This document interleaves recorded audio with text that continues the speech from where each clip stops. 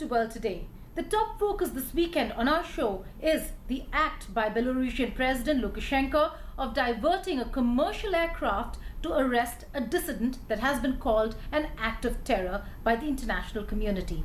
We have voices from across the world, including an exclusive interview with the Belarusian government in exile's foreign minister. Yet another dissident bites the dust. Authoritarian regimes across the world have become bolder with their crackdown against dissidents. The recent incident of diverting a commercial aircraft being called state-sponsored hijacking and then arresting dissident journalist Roman Protasevich clearly shows the brazenness of Lukashenko. But the bigger question over here is also how safe are the airspaces in countries that have authoritarian governments.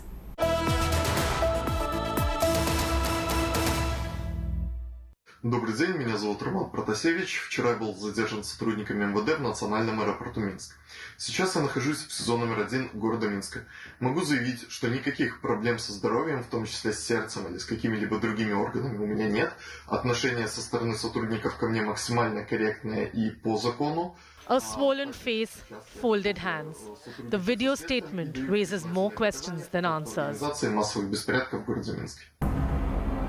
Arrested Belarusian activist and blogger Roman Protasevich now faces a possible detention for 15 years. He was on his way back from meeting Belarus president's political enemy, Svetlana Tikhanovskaya, in Greece. Roman was on a flight from Athens to Vilnius in Lithuania when it was diverted with a hoax bomb call. It landed in Minsk before continuing to Vilnius. 26-year-old Raman, along with his girlfriend and 3 other passengers, didn't continue their journey to Vilnius. Raman was arrested on arrival at the Minsk airport on 23rd May. Suspension of flights over Belarus doesn't solve the real problem.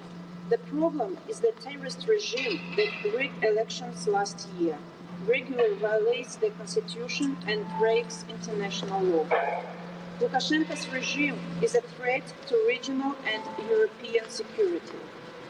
The only solution to this crisis is to conduct free and fair elections and democratic reforms. Belarus authorities denied that the flight was forced to divert. Ни о каком заранее принуждении на разворот воздушного судна возле государственной границы Республики Беларусь, как прошла информация в различных, так скажем, источников, ее не было.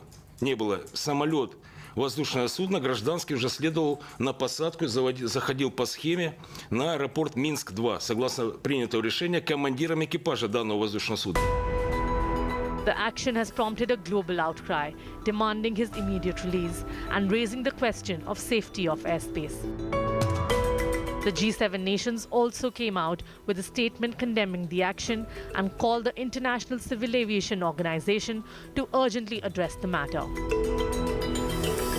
I believe that Belarusian airspace is completely unsafe for any commercial flight, and it should be deemed this not only by EU but by international community, because now this instrument could be used for any plane crossing Belarusian airspace. Это уже не информационная война. But the president of Belarus, Lukashenko, remains unfazed. Война. Наши недоброжелатели извне, да и внутри страны, изменили методы атаки на государство. Они приступили множество красных линий, перешли границы здравого смысла и человеческой морали. Это уже не информационная война. Это гибридная, современная война. Нужно сделать все, чтобы она не переросла в горячую. Belarus is looking at possible ostracization from the world, particularly from the European Union.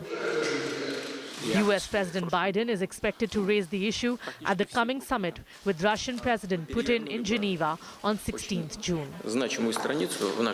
We certainly, since you gave me the opportunity to do this, condemn the Lukashenko's regime's ongoing harassment and arbitrary detention of journalists simply for doing their job.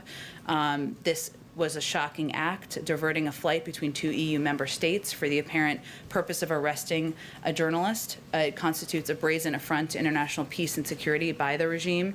We demand an immediate, international, transparent, and credible investigation of this incident. Belarusian president has been fighting dissidents for years now. During the presidential elections of 2020, Lukashenko jailed his main opposition leader.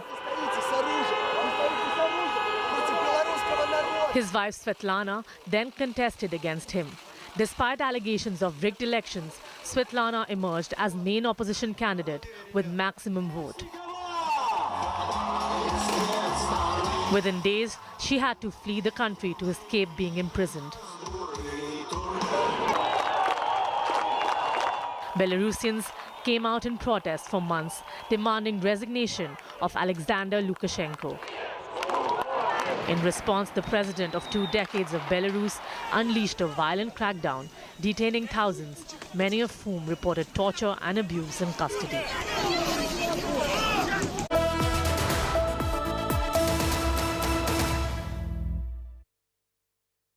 On Spotlight this weekend, it is the Belarusian intrigue. We know that there are more authoritarian regimes now than ever and more governments in exile. Svetlana's entire cabinet now is in exile in various countries, but particularly in Lithuania. I'm being joined by the foreign minister in exile, Valery Kavaliuski, who, if he were in Belarus, would have been the foreign minister, but now is the foreign minister representative living in exile in Lithuania. Many thanks for joining us here in India today on the show World Today, Valery. It is a very difficult time, not just for your cabinet, for your government, but government in exile, but for your people.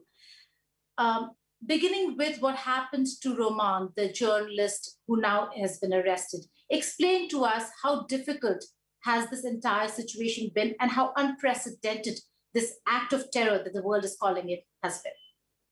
Well, in the first place, I would say that the reaction of the Western countries, of the international community, has been quite strong and quite efficient, I would say, because they decided to close the airspace of Belarus for any transit air flights. They banned the flights from Belarus to the outside.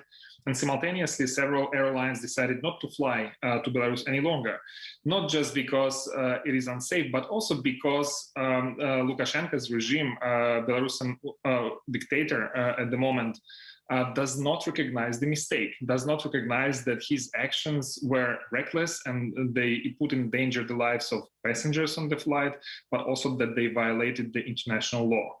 But what I would say is that this incident, this kind of behavior of Lukashenko is quite typical for him while within national borders. This is what he has been doing for more than 2 decades. And since fraudulent elections of August 2020, he's been kind of absolutely reckless, absolutely without boundaries. The country is now living through the period of lawlessness, complete lawlessness. All democratic institutions collapsed, and Belarusians experience this kind of behavior on a daily basis. The incident with the Ryanair flight is sort of a first glimpse for international community to see this firsthand. Kind of this affects now international community, foreign citizens, but Belarusians living through this on a daily basis. The world is calling it an act of terror. It is a defining moment. How would you define this entire incident? We agree. That was a hijacking, state-sponsored hijacking of the plane for political purposes, to capture a political opponent who is actually an independent journalist. And his only crime was that he's been doing his job well. He's a very effective, very popular journalist in Belarus, but he was getting under the skin of the regime, of the dictatorship, all the time. Like, he's been there for quite a while, and he has earned the anger and fury of Lukashenko and his proxies. So this is why that plane was hijacked. The problem with that is that not only the political aspect of it, that he was persecuting, harassing a political opponent, but also that he has endangered lives of so many passengers, more than 100. And he essentially violated the rules of international aviation. A plane was traveling from EU country to EU country over the territory of Belarus. So he has abused this openness of international flights, and he essentially captured the plane. This is unacceptable.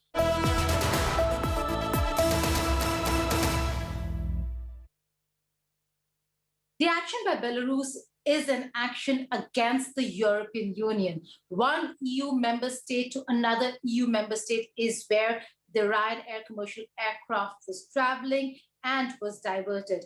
I'm being joined by European Union's envoy to India, Ambassador Ugo Astuto. Many thanks for joining us here on India Today, sir. A huge action by Belarus. How is the European Union looking at it? Are you looking at declaring Belarusian airspace as unsafe? Well, the European Union has strongly condemned the forced landing of this Ryanair flight and the detention of the journalist Roman Protasevich. As you may know, at the meeting on Monday, the European Union leaders, the 27 member states and the EU institutions, have adopted a very strong and united position. So we demand their immediate release. And we've also called on the International Civil Aviation Organization, ICAO, to urgently investigate on this unprecedented and unacceptable incident. And we are pleased to note that the ICAO has decided to initiate a fact-finding investigation. So we have called, the European Union leaders have called on all EU-based carriers to avoid overflight of Belarus. And we see this already taking effect. And then there are those who dream of democracy. Russian opposition leader Alexei Navalny returned to Moscow in January to contest the Duma elections after surviving a poisoning attempt to his life, only to be arrested upon arrival. While Russia continues with its prosecution, the lower house in Russia has come up with a new resolution that disallows him and his associates from contesting the September election.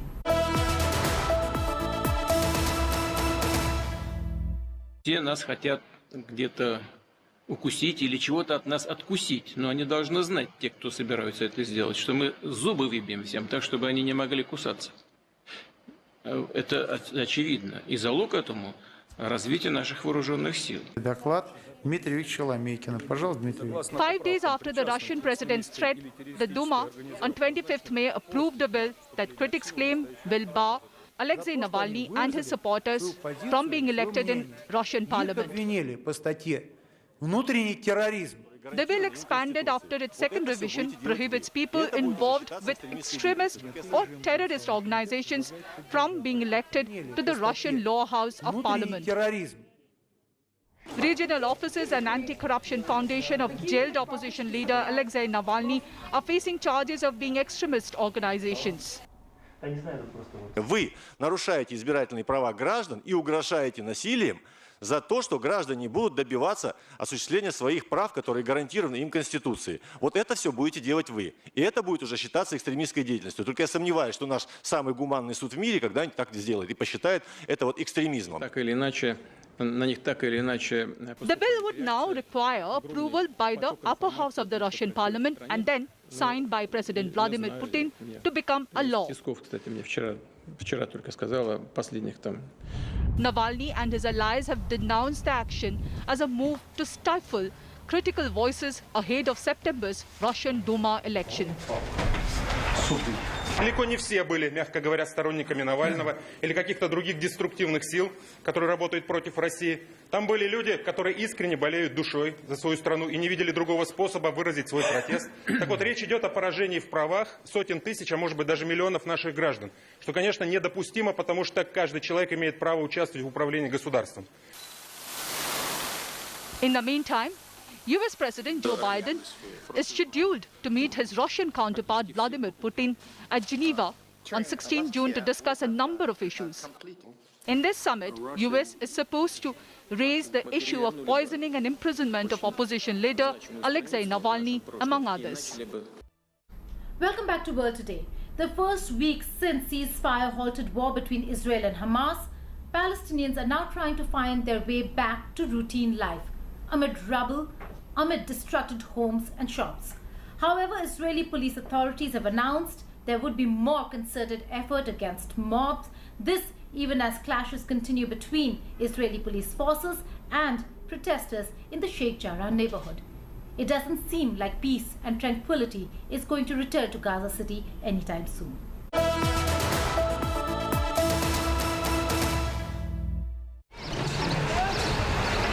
11 nights of horror in Gaza City have come to a halt with a ceasefire between Israel and Hamas. High-rise buildings in Gaza were leveled as piles of rubble. Palestinians began picking through the rubble to return to their homes and shops. Fishermen returned to the sea. كان قبل الحرب كان مسموح له 15 ميل. اليوم اتفاجئنا انه بعد التغطيه وايش زي هيك يعني وقت اطلاق النار انه ل 3 ميل. ل 3 ميل عادي هاد تعرف ولا ايش بتعمل ولا لا بتقدم ولا بتاخر معنا. كنت عارف يعني الصياد كل يوم بيومه. يوم بيسرح باكل بيسرحش ما باكلش. Israel typically limits or suspends fishing zones in the Mediterranean after every spat of violence. Gaza is still recovering from the war.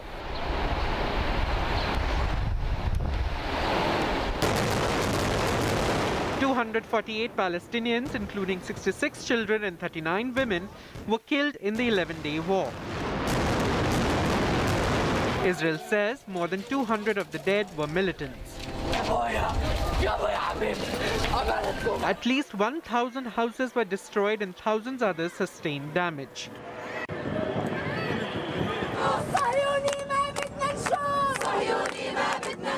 Jerusalem's neighborhood of Sheikh Jarrah was at the center of this unrest this time. Protests happened in the neighborhood on 22nd May, a day after the ceasefire was announced.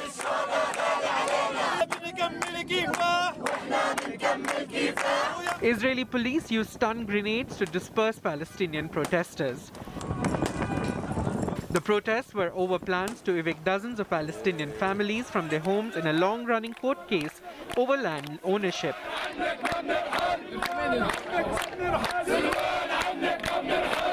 Israeli court continued hearing of the case by Arab residents of Sheikh Jarrah neighborhood trying to block eviction plans.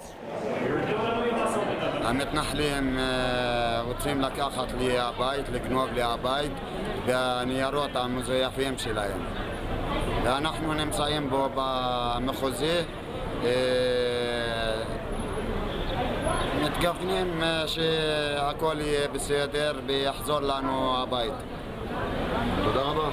זה הבית שלנו, ואנחנו נשארים בו, לא נזוז מהבית שלנו. לא הולכים, נשארים בו. This is ethnic cleansing. The policy is Judaization of East Jerusalem.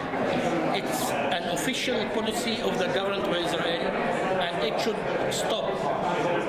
We are demonstrating with the families. We are bringing this issue to Parliament, to the international community, to diplomats. On 23rd May, Israeli police escorted around 50 Jewish visitors to the flashpoint holy site of Al-Aqsa Mosque. It is the third holiest site in Islam. It sits on a sprawling hilltop in Jerusalem's old city that is revered by Jews as their holiest site because it was the location of the biblical temples. It was the first time Jewish visitors were allowed in the area since 4th May. Israeli police announced a stringent and more concentrated arrest campaign to bring rioters, criminals, and all those involved in the disturbances to justice. More than 1,550 people have been arrested over the past 2 weeks on suspicion of involvement in the recent outbreak of mob violence between Arabs and Jews that convulsed cities around Israel. The UN announced that routine life is being restored in Gaza. On 25th May, Israel opened the main commercial crossing into the Gaza Strip.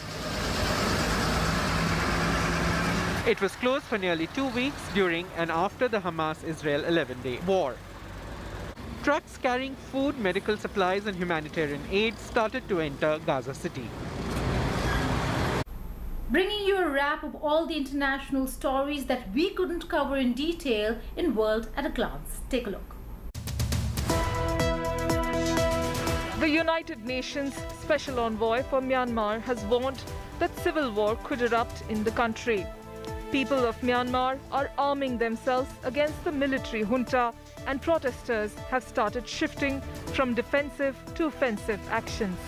There's a growing trove of photos and videos shared on social media, recorded in different cities in Myanmar, that show military and police forces taking away the bodies of people and protesters. On the other hand, Myanmar's ousted leader, Aung San Suu Kyi, appeared in court in person on 24th May for the first time since the military arrested her when it seized power on February 1st. Hong Kong's legislature passed a new election law that makes it more difficult to take part in the elections. A special committee will now be set up to vet candidates. After opposition lawmakers resigned together last year, there are only 2 of them left in the House. The new election law was passed with nearly no criticism. The intersection where George Floyd was killed a year ago by Minneapolis police was the site of a concert and street fair on 25th May. A rally for George Floyd was held in New York City to mark 1 year since his death. Several hundred protesters chanted and held placards denouncing police brutality. That's all from me on World Today. Until next week when we come back with yet another in-depth analysis of an international story, goodbye and take care.